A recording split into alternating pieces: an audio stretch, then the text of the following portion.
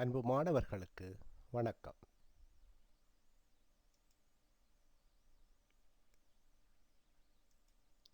தமிழ் மொழியும் இலக்கியமும் தரம் 11 அலகு 11 சங்கப் பாடல்கள் புறநானூறு.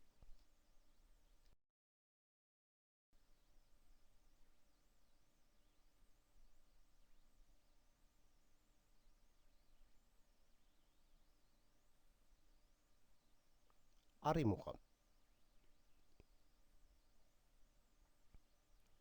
புறநானூறு சங்கப்பாடல் இனி நினைந்திரக்கமாகின்று. சங்ககாலம் என்பது கிபி முதல் 3 நூற்றாண்டுகளை கொண்ட காலமாகும். இக்காலத்தில் தனிப்பெரும் இலக்கியங்களாக சங்க இலக்கியங்கள் தோற்றம் பெற்றுள்ளன. அவை 8 தொகை 10 பாட்டு நூல்களாக தொகுக்கப்பட்டுள்ளன. 8 தொகை நூல்களில் ஒன்றாகிய புறநானூற்றிலிருந்து 243வது பாடல் இங்கு தரப்பட்டுள்ளது.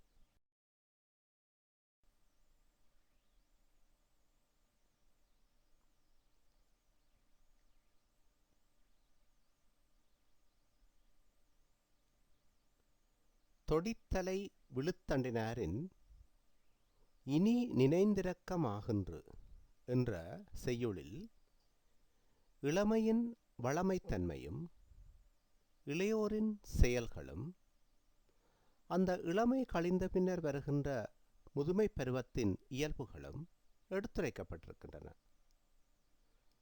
பாடலை பாடிய புலவர் தொடித்தலை விழுத்தண்டினார். திணை பொதுவியல். துறை கையறுநிலை.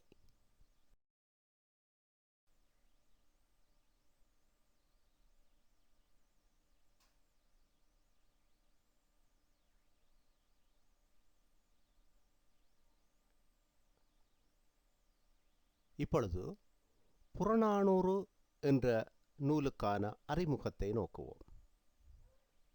புறநானூறு புறத்திணை மரபை கூறும் இலக்கியமாகும்.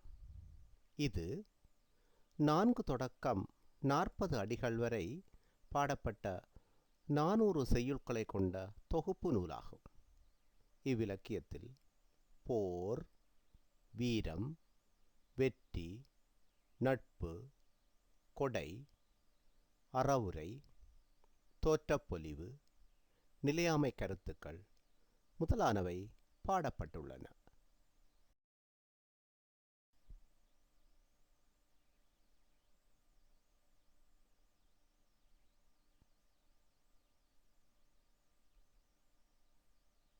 இப்பொழுது பாடலை நோக்குவோம். இனி நினைந்திரக்கமாகின்று திணிமணல் செய்யுறு பாவைக்கு கொய்பூ தையி தன்கயமாடும் மகளிரோடு கைபுனைந்து தழுவு வழி தளி தூங்கு வழி தூங்கி மறையனல் அறியா மாயமில் ஆயமொடு உயர் சினை மருதத் துறையுறத் தாழ்ந்து நீர் நனிப்படிகோடேறி சீர்மிக கரைவர் மருள திரையகம் பிதிர நெடுநீர் குட்டத்து துடுமெனப் பாய்ந்து குளித்து மணற்கொண்ட கல்லா இளமை அளிதோதானே யாண்டுண்டு கொல்லோ தொடித்தலை விழுத்தண்டூன்றி நடுக்குற்று இருமிடை முடைந்த சிலசொற் பெருமூதாளரே ஆகிய எமக்கே.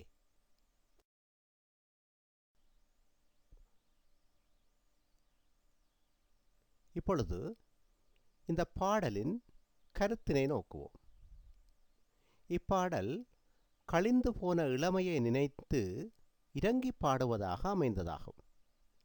செறிந்த மணலிடத்து செய்யப்பட்ட வண்டற்பாவைக்கு பூவினை சூட்டி குளிர்ந்த பொய்கையில் நீராடி விளையாடும் மகளிரோடு கைகோர்த்து அவர் தழுவிய வழி தழுவியும் அசைந்த இடத்து அசைந்தும் ஒளித்துச் செய்யும் வஞ்சனையற்ற செயலறியா இளையோர் ஒன்று கூடி உயர்ந்த கிளைகளையுடைய மருதமரத்திலேறி அதிலிருந்து நீர்த்துறையைத் தொடக்கூடிய அளவு தாழ்ந்த கிளையிலிருந்து கரையிடத்தே நிற்போர் வியக்கவும் நீரலைகளில் நீர்த்திவலைகள் தெறிக்கவும் ஆழம் அதிகமுள்ள மடுவில் குதித்து அதில் மூழ்கி அதன் அடியில் இருக்கும் மணலை முகந்து காட்டிய வஞ்சனையில்லாத இளமை இப்போது நினைக்க இரக்கம் உண்டாகிறது.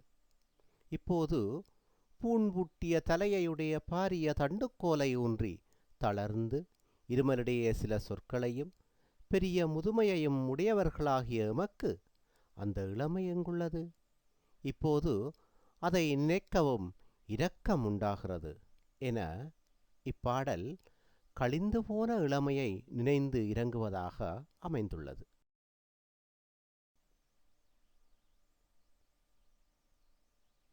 பிள்ளைகளே, இப்பாடல் தொடர்பான வினாக்களையும் அவற்றுக்கு நாம் எப்படி விடையளிக்கலாம் என்பதையும் இப்பகுதியில் நோக்குவோம். இதன் முதற் பகுதியில் அலகு தொடர்பான இலகு வினாக்களும் அவற்றுக்கான விடைகளும் தரப்பட்டுள்ளன. அவை பல்தேர்வு வினாக்கள், தொடர்பு படுத்துதல், சரிபிழை தெரிவு செய்தல், சுருக்க விடை எழுதுதல் ஆகியவற்றை கொண்டமைந்துள்ளன. மற்றைய பகுதியில் பரீட்சை வினாத்தாள் மாதிரி வினாக்கள் சில சேர்க்கப்பட்டுள்ளன.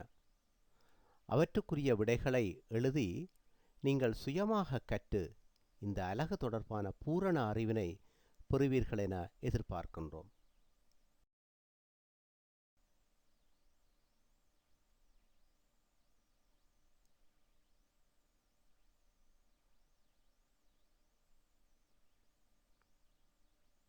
பல்தேர்வு வினாக்கள்.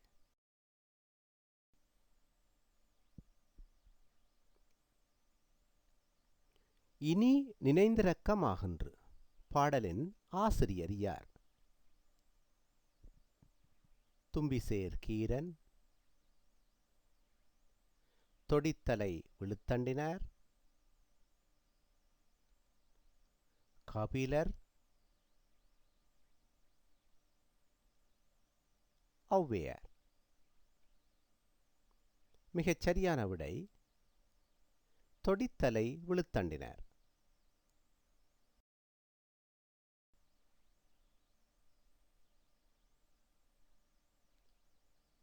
புறநானூற்றின் பாவடிவம் யாது? வஞ்சி,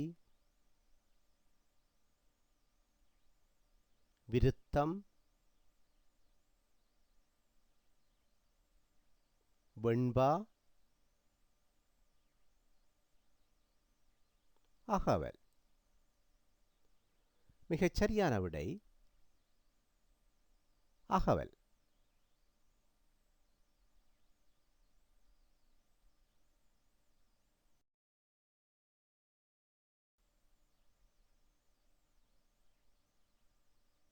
இனி நினைந்திரக்கமாகின்று என்ற புறநானூற்று பாடலின் திணை யாது? குறிஞ்சி, முல்லை,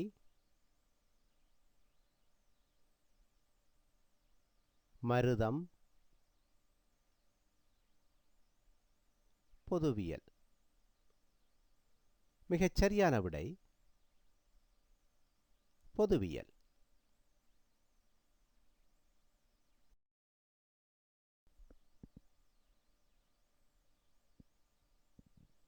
அளிதோ தானே யாண்டுண்டு கொல்லோ என்பதில் அளிது என்பதன் கருத்து.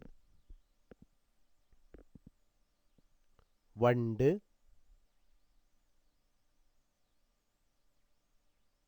இளமை, நினைவு, இரங்கத்தக்கது. சரியான விடை இளமை.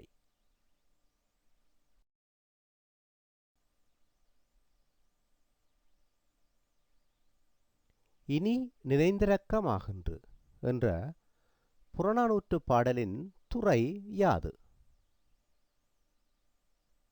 ஆற்றுப்படை, பொதுவியல், கையறுநிலை, மருதம்.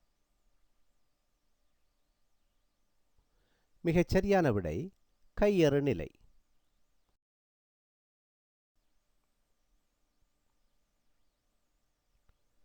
வீரம், ஆட்சித்திறன், கொடை, போர், தோற்றப்பொலிவு ஆகியவற்றை கூறும் இலக்கியம். குறுந்தொகை, புறநானூறு, கலித்தொகை, அகநானூறு.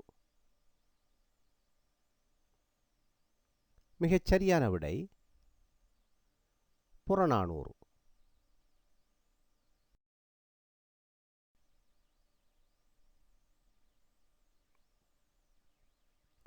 இப்பாடலில் வெளிப்படும் பழந்தமிழர் விளையாட்டுக்கள்: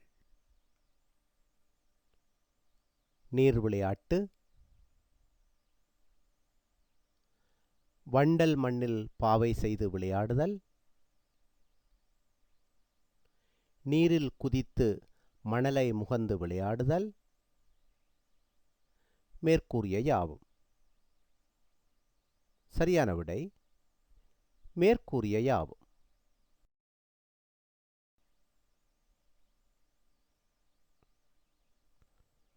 கழிந்து போனதற்காக எதுவும் செய்ய முடியாது வருந்துதல், இறந்த காலம், இரங்குதல், கையறு நிலை, முதுமைப் பருவம். சரியான விடை கையறு நிலை.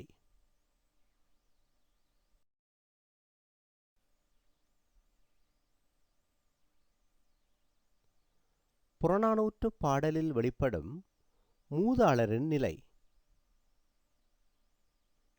பூண்பூட்டிய ஊன்றுகோலுடன் நடத்தல், இளமையை நினைத்து இரங்குதல்,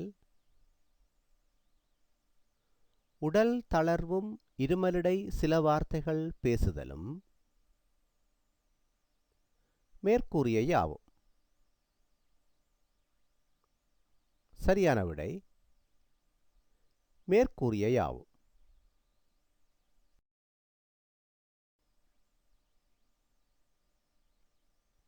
தளி, தை ஆகிய சொற்களில் வெளிப்படும் இலக்கண குறிப்பு: உயிரளபடை, ஒற்றளபடை, பின்னொட்டு, பெயர்ச்சொல்.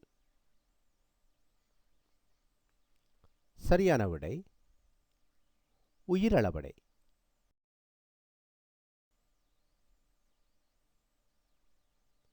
நல்லது பிள்ளைகளே, இதுவரை நாங்கள் பல்தேர்வு வினாக்கள் பார்த்தோம். இப்பொழுது தொடர்பு படுத்துக என்ற பகுதியை நோக்குவோம்.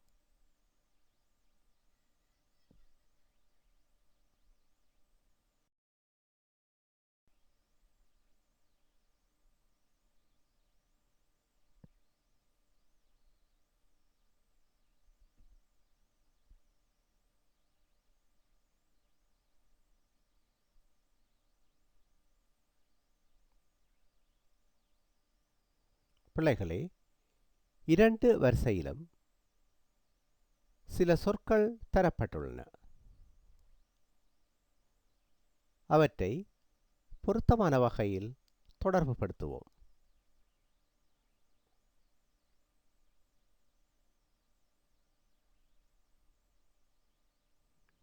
தண் என்பது குளிர்ச்சி. குட்டம் என்பது குளம் அல்லது மடு. மூதாளர் என்பது முதியவர். தை என்பது சூடி. தொடி என்பது பூண்.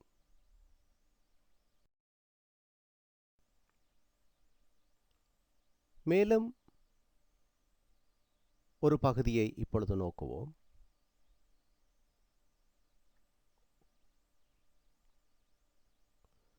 தண்டு, சினை, ஆயம், திரை, தளி. மறுபுறத்தில் கூட்டம்,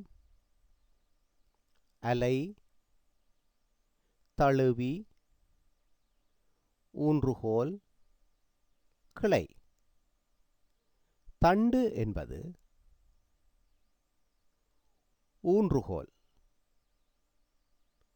சினை என்பது கிளை. ஆயம் என்பது கூட்டம். திரை என்பது அலை. தளி என்பது தழுவி.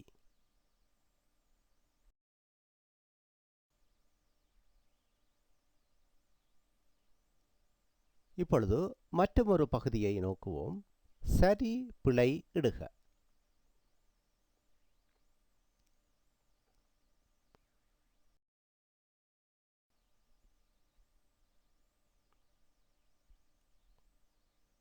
பின்வரும் கூற்றுக்கள் சரியாயின் சரியெனவும் பிழையாயின் பிழையெனவும் குறிக்குக.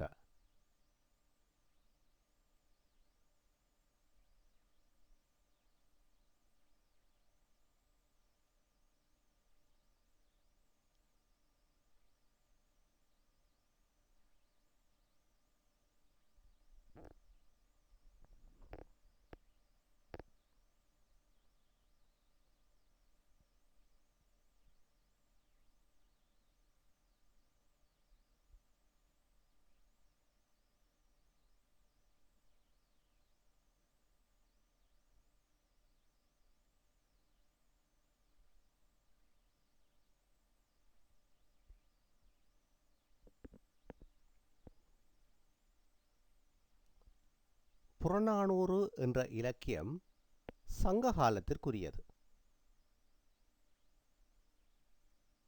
சரி. புறநானூற்றில் அகத்திணையும் புறத்திணையும் பாடப்பட்டுள்ளன. பிழை.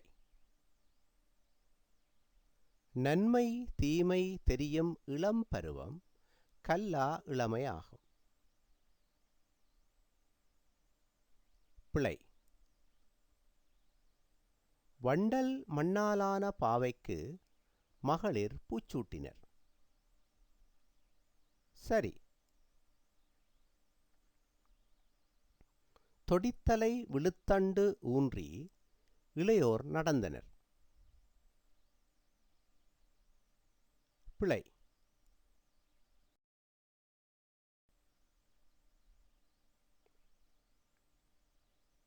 இப்பொழுது குறு வினாவிடை என்ற பகுதியை நோக்குவோம்.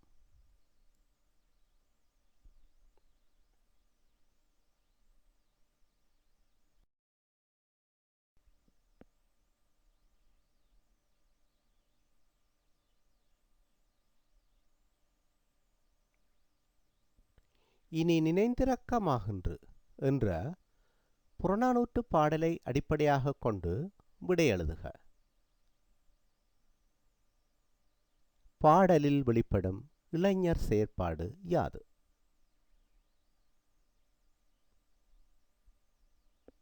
ஆழமான நீரினுள் மரக்கிளையிலிருந்து குதித்து மூழ்கி அடியிலிருக்கும் மணலை தொடுவது இளைஞரின் செயற்பாடு ஆகும். உங்களுக்கு 2 புள்ளிகள் வழங்கப்படும். மேலும் ஒரு குறுவினாவை பார்ப்போம்.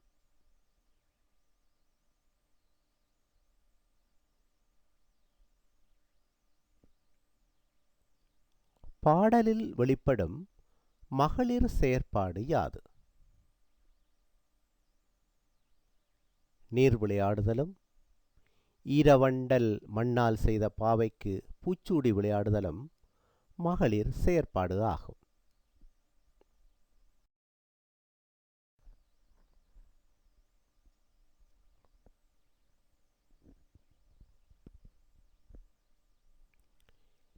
இப்பொழுது மற்றொரு பகுதியை நோக்குவோம். பின்வரும் செய்யுளில் இடைவெளியில் வரவேண்டிய சொற்களை நிரப்புக. இங்கு தளி, மருதம், குட்டத்து, மருள, கல்லா, திணி, கயம், மறை, கோடு, தை ஆகிய 10 சொற்கள் தரப்பட்டுள்ளன. இந்த புறநானூற்று பாடலின் கோடிட்ட இடங்களை நிரப்புவதற்கு இந்த சொற்களை நீங்கள் தெரிவு செய்ய வேண்டும்.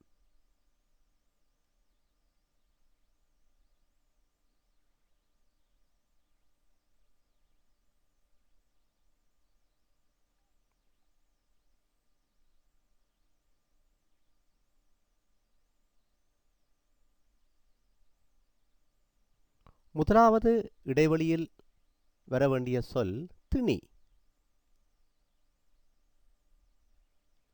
அடுத்து தை,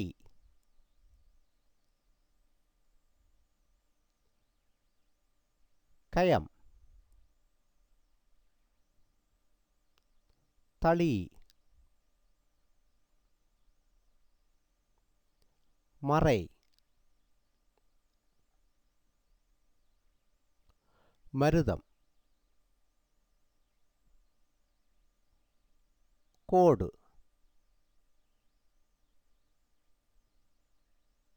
மருள, குட்டம், கல்லா.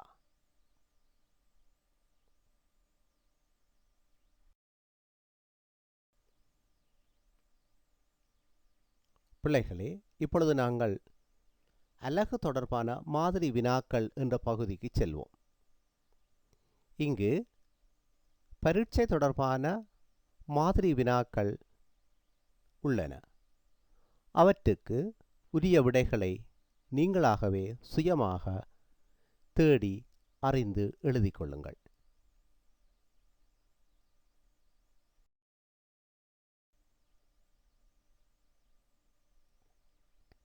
இப்பொழுது பல்தேர்வு வினாக்கள் என்ற பகுதியை நோக்குவோம்.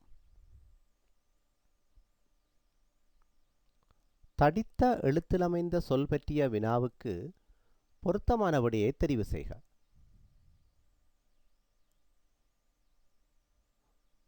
கொய் பூ தை. இங்கு தை என்பது தைத்தல், கோர்த்தல், சூடுதல், பறித்தல். இவ்வாறான பல்தேர்வு வினாக்களுக்கு ஒவ்வொன்றுக்கும் ஒவ்வொரு புள்ளி வீதம் வழங்கப்படும்.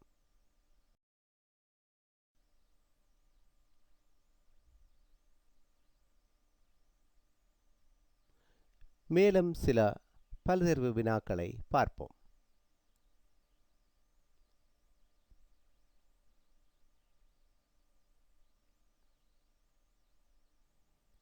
உயர் சினை மருதம். இங்கு சினை என்பது முட்டை, கிளை, மரம், ஆழம்.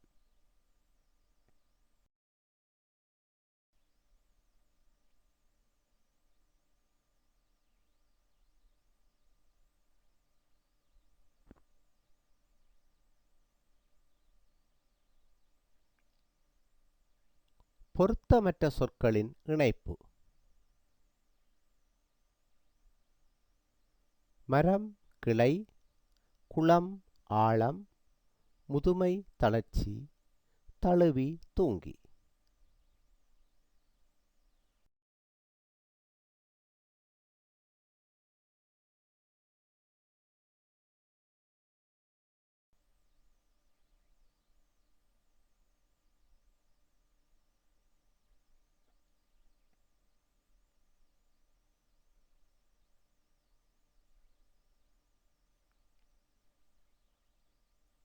பொருத்தமற்ற சொற்களின் இணைப்பு.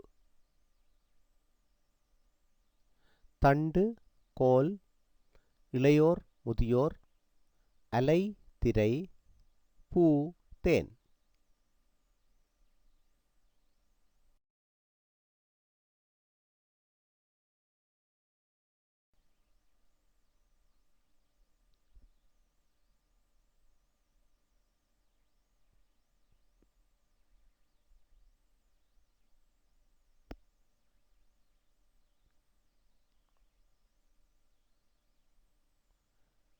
தளி என்பதில் இடம்பெற்றுள்ள இலக்கண குறிப்பு.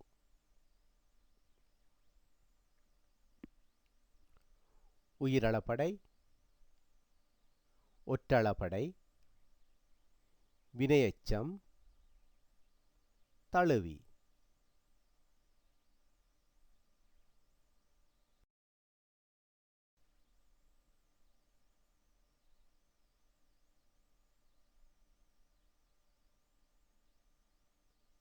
இப்பொழுது சுருக்கமான விடை தருக என்ற பகுதியை நோக்குவோம்.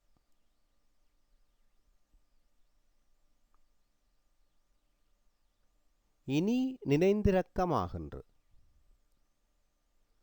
பாடலை பாடியவர் யார்? இதன் துறை யாது? இவ்வாறான வினாக்களுக்கு 2 புள்ளிகள் வீதம் வழங்கப்படும். இதுபோன்று மற்றொரு வினாவினை நோக்குவோம்.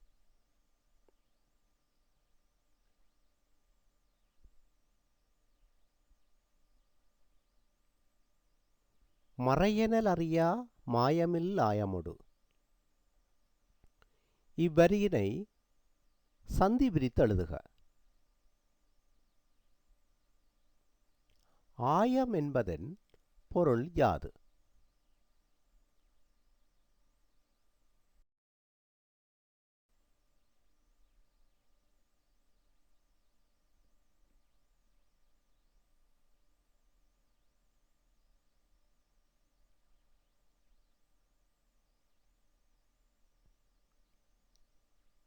மேலும் ஒரு வினா. தொடித்தலை விழுத்தண்டூன்றி. இங்கு தொடி, தண்டு ஆகியவற்றின் பொருளை தருக.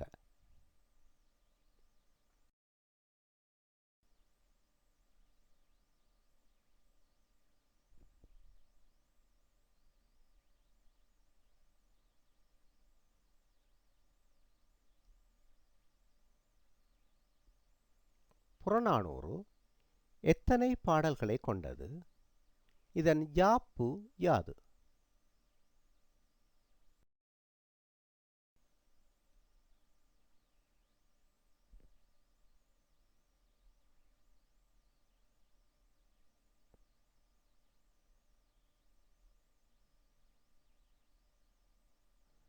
கரையவர் மருள, திரையகம் பிதிர என்பதனால் புலப்படுத்தப்படுவது யாது?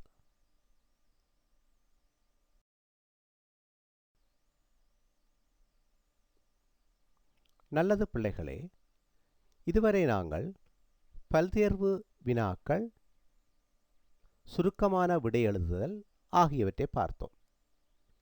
இதேபோன்று மேலும் 2 பகுதிகள் உங்களுடைய வினாத்தாளில் உள்ளடக்கப்பட்டிருக்கும். அவற்றில் ஒன்று 4 புள்ளிகளுக்குரிய வினாக்களாக இருக்கும். அவற்றை இப்பொழுது நோக்குவோம்.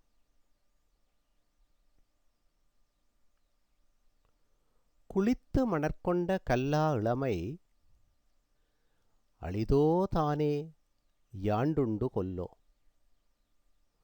தொடித்தலை விழுத்தண்டூன்றி நடுக்குற்று இருமிடை மிடைந்த சில சொற் பெருமூதாளரே ஆகிய எமக்கே. இவ்வாறான செய்யுள் அடிகளைத் தந்து 2 வினாக்கள் வினாவப்படும். அவை இரண்டிற்கும் 4 புள்ளிகள் வழங்கப்படும்.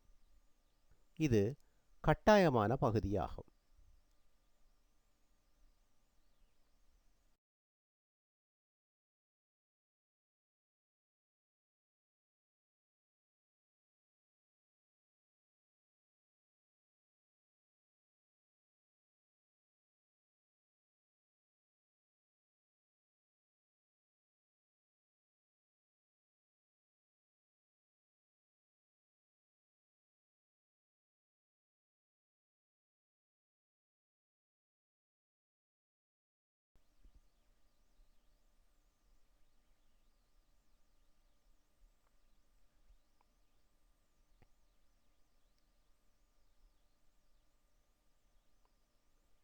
பின்வரும் செய்யுட்பகுதியை வாசித்து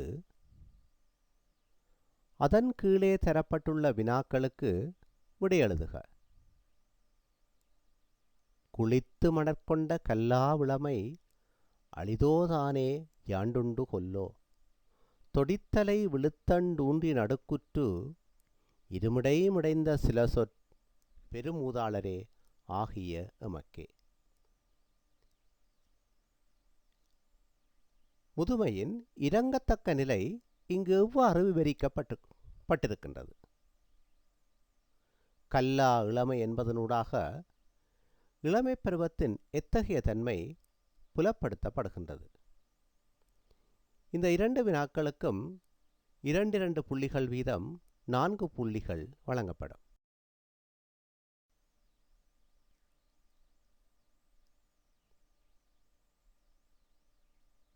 மற்றொரு வினாவினை நோக்குவோம். திணிமணற் செய்வுறு பாவைக்கு கொய்பூத்தையி.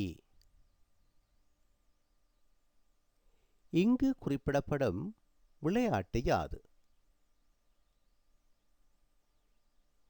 இங்கு குறிப்பிடப்படும் பாவை எதனால் ஆக்கப்படுகின்றது?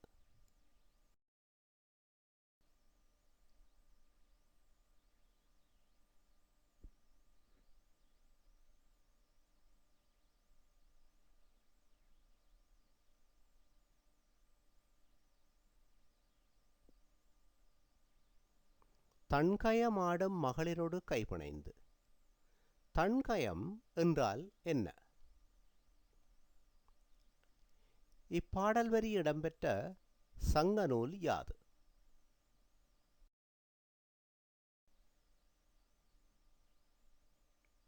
பிள்ளைகளே, இறுதியாக கட்டுரை வினாக்கள் தொடர்பாகவும் இப்பொழுது நோக்குவோம்.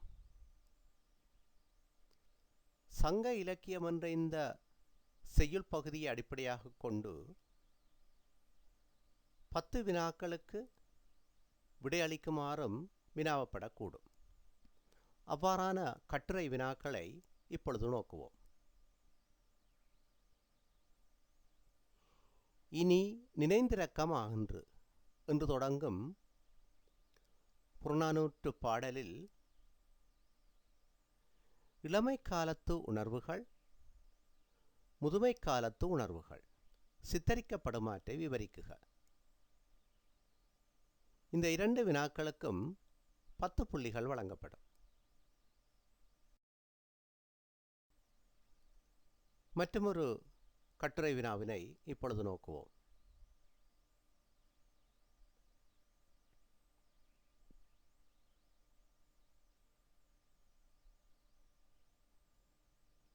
புறநானூற்று செய்யுளாகிய இனி நினைந்திரக்கமாகின்று என்ற சங்கப்பாடலை அடிப்படையாக கொண்டு செய்யுளில் இடம்பெறும் பிரதான கருத்தை எழுதுக.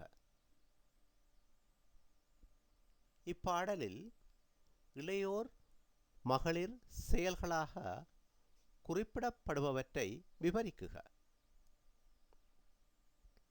இவற்றுக்கும் 10 புள்ளிகள் வழங்கப்படும்.